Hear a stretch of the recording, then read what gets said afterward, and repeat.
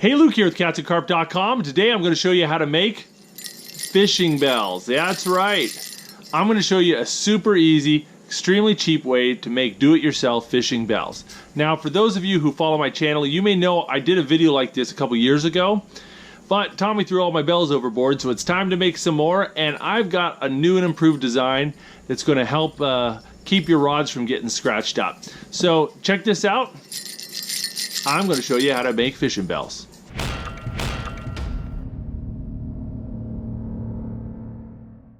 Okay, so these are the bells that we're going to be making. See here, it's a couple bells on an alligator clip with this little rubber protector on the teeth to keep from scratching up your rods. And what you do is you clip this bad boy onto the tip of your rod, and if a fish bites it, you get nice little ringing sound.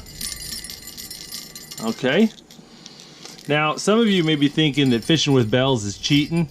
That's not true at all. First off, this is an absolute necessity if you are fishing with little kids. Because if you're fishing with little kids, you cannot keep your eyes on your rod tips. You've got to be watching what's going on with the little ones.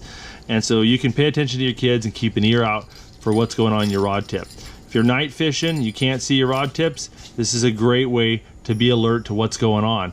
Or if you're fishing with multiple rods like I do, where you have 6, 7, 8 rods at the same time, you can't be watching every rod at the same time. This will help you do that.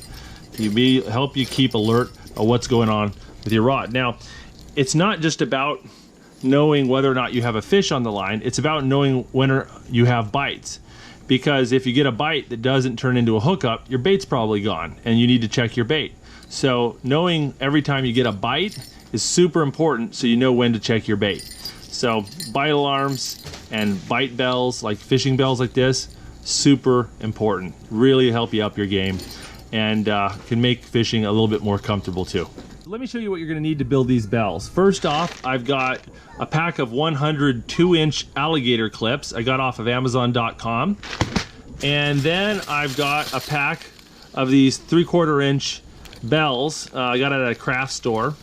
Come in a 30 pack, and you need 2 bells for each 1 alligator clip. Then I've got some 1/8 inch shrink wrap tubing, like the kind you use for electrical work. And I've got some solder, a soldering iron, which is like $7. And then I've got a heat gun, and then a pair of scissors, and a pair of pliers. All right, let's get started. All right, step 1, take these alligator clips and grab the end here and just mush it down and squish it together like that. Okay? Doesn't have to be pretty. And then slide it onto the bell. Now, if you don't have a soldering iron, I bet you could get away with just doing that. It's pretty tight on there. But I do have a soldering iron, so I'm gonna go ahead and solder it. So next, on this part, take this and just squeeze a little bit more than I had to do.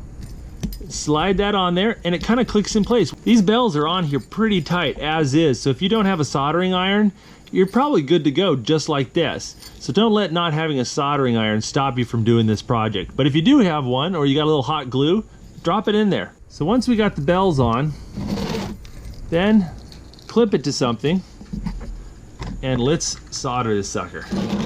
Okay? Drop a little bead, solder right in there. Okay, there you go.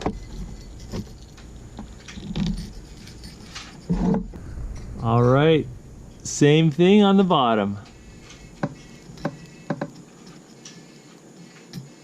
There you go. You know, once you get a little assembly line going, it goes pretty fast. Okay, now we're going to take one of these bells and we're going to shove it inside the shrink tubing, and then just going to cut it off right at the nose. Okay, and right there. Okay. Okay, we got our bells. Now we're gonna take the heat gun and gonna shrink up that tubing. You don't have to hit it hard. I mean, it doesn't take much for it to be tight. So you just want it snug.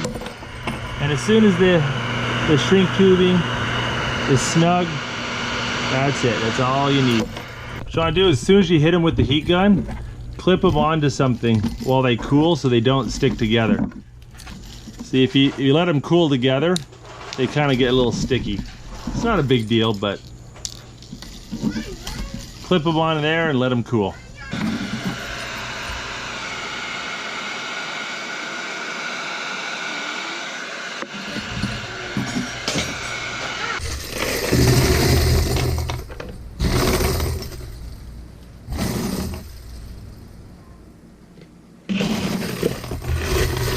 All right, so there you go.